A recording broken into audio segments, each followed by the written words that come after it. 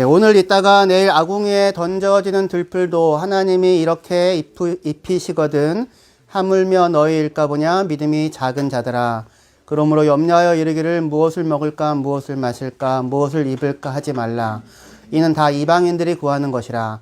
너희 하늘 아버지께서 이 모든 것이 너희에게 있어야 할 줄을 아시느니라. 그런즉 너희는 먼저 그의 나라와 그의 의를 구하라. 그리하면 이 모든 것을 너희에게 더하시리라. 그러므로 내일 일을 위하여 염려하지 말라. 내일 일은 내일이 염려할 것이요 한날의 괴로움은 그날로 족하니라. 아멘. 마태복음 6장 30절에서 34절까지의 말씀으로 믿음으로 산다는 것, 믿음으로 그의 나라를 구하며 산다는 것이라는 제목으로 함께 말씀을 나누도록 하겠습니다. 예, 너희는 먼저 그의 나라와 그의 의를 구하라. 그리하면 이 모든 것을 너에게 더하시리라. 이런 말을 들으면 어떤 생각이 드시나요? 내가 먼저 주님의 일을 열심히 하고 영적인 일을 열심히 하면 주님께서 육적인 일, 또 세상적인 일들은 책임져 주시고 공급해 주신다. 이런 생각이 들 수 있어요. 그런데 그런 생각을 하기 전에 먼저 우리가 확인해야 될 게, 물어야 될 게 뭐냐면 영적인 일은 뭐지? 그의 나라를 구한다는 건 뭐지? 세상적인 일은 그럼 뭐지? 육적인 일은 뭐지? 그죠? 이런 부분이 먼저 확인되어져야 할 것 같습니다. 그래서 예배와 기도와 교회 봉사, 큐티, 찬양은 영적인 것 맞나요? 그렇죠. 예, 그렇죠. 직장에서의 수고, 운동, 자녀와 놀아주기, 산책, 여행 이런 거는 육적인 일인가요? 영적인 일 아닌가요?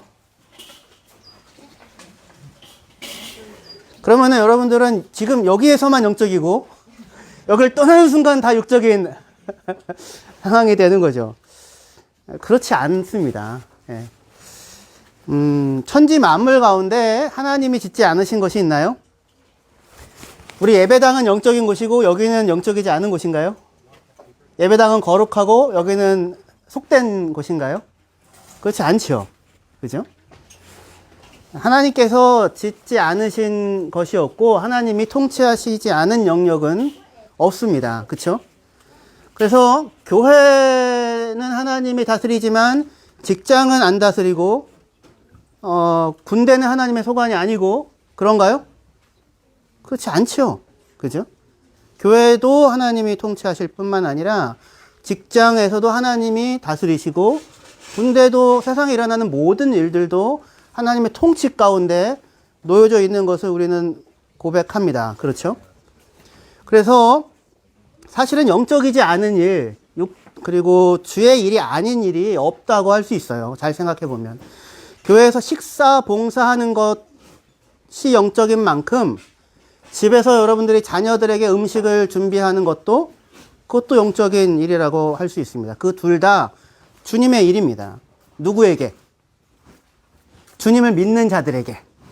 주님을 믿는 자들에게.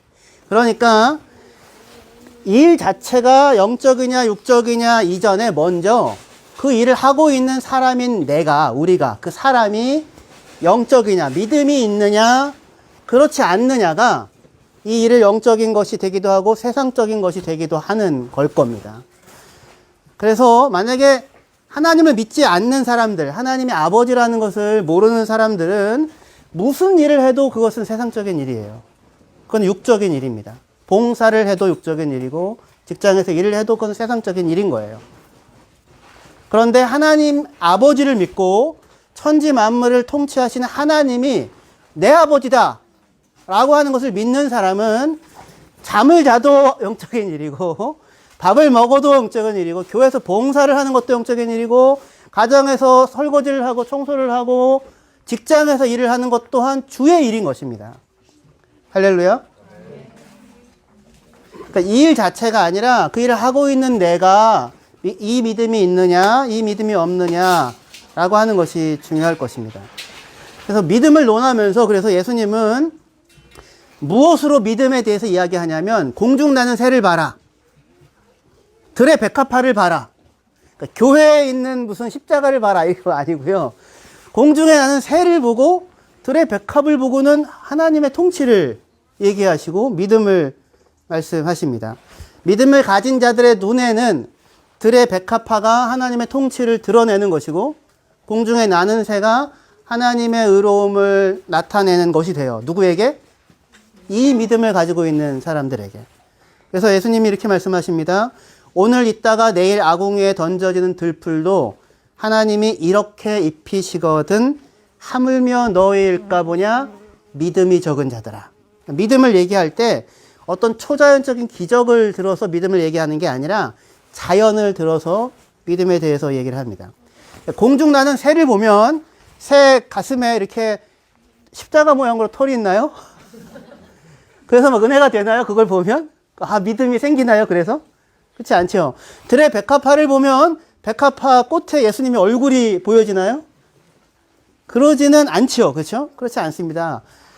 그럼에도 불구하고 우리가 공중의 새와 들의 백합을 보고 믿음을 이야기할 수 있는 이유는 새들이 심지도 거두지도 곳간에 들이지도 않는데 하나님이 입히시고 하나님이 먹이시고 들풀이 길쌈도 하지 않는데 하나님이 아름답게 입히신다. 하나님이 통치하시고 다스리신다라고 하는 것을 우리는 그 자연을 통해서 볼 수 있기 때문입니다.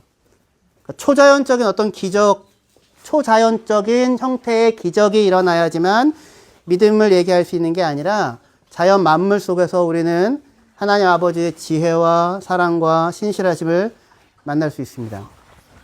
저 어렸을 때 오늘 지금 일기예보에서는 비가 계속 온다고 했는데 지금 잠시 그쳐 있는데요. 어렸을 때 그 교회에 그 첨탑 있죠. 이렇게 그 교회 첨탑을 세우는 자리에 제가 있었었어요. 그래서 목사님이랑 같이. 근데 그 위에 피레침을 이렇게 달더라고요. 그래서 제가 믿음이 좋은 제가 목사님한테 물었습니다. 목사님, 아니 교회 첨탑에 왜 피레침을 달아요? 교회는 하나님이 지키는 곳이잖아요. 그러면은 번개가 떨어질 걸 염려할 필요가 없지 않나요? 왜 이렇게 믿음이 없으신가요? 이렇게 목사님한테 물었어요. 목사님 뭐라고 대답하셨을까요? 미안하다, 내가 너만큼 믿음이 없단다. 그렇게 얘기하셨을까요? 그렇지 않고, 얘야, 나는, 성일아, 나는 하나님을 믿어. 그래서 교회 첨탑에 피레침을 달아. 왜냐하면 하나님은 번개가 높고 뾰족한 곳에 떨어지게 만드셨거든. 그러니까 번개가 높고 뾰족한 곳에 떨어지도록 누가 만드신 거예요? 하나님이 만드신 거예요, 하나님이. 그러니까 하나님을 믿으시는 분들은 반드시 높고 뾰족한 곳에다가는 뭘 달아야 돼요? 피레침을 달아서 번개가 떨어져도 그걸 땅으로 이렇게 전기를 흘려보낼 수 있게 해야 하는 것입니다. 그러니까 자연과 믿음이 서로 충돌되어지지 않아요. 그게 믿음인 것이지, 기도했더니 번개가 높은 곳이 아니라 낮은 곳에 떨어지더라. 그런 게 믿음이 아닌 겁니다. 그래서 먼저 그의 나라와 그의 의를 구하라고 하는 것은 영적인 일을 하고 살아가면 자연적인 일은 하나님이 초자연적으로 해결해 주겠다라는 그런 의미가 아니라 뭘 하라는 거냐면 오늘 지금 내가 살아가고 있는 모든 순간순간을 하나님이 다스리시고 통치하고 있다라고 하는 것을 믿고 고백하고 살아가라 라고 하는 것이 그의 나라와 그의 의를 구하는 것입니다. 자연을 지으신 이가 누구예요? 하나님입니다. 물이 높은 곳에서 낮은 곳으로 흐르게 하신 분이 누구십니까? 하나님이신 겁니다. 그 법칙을 만드신 분이.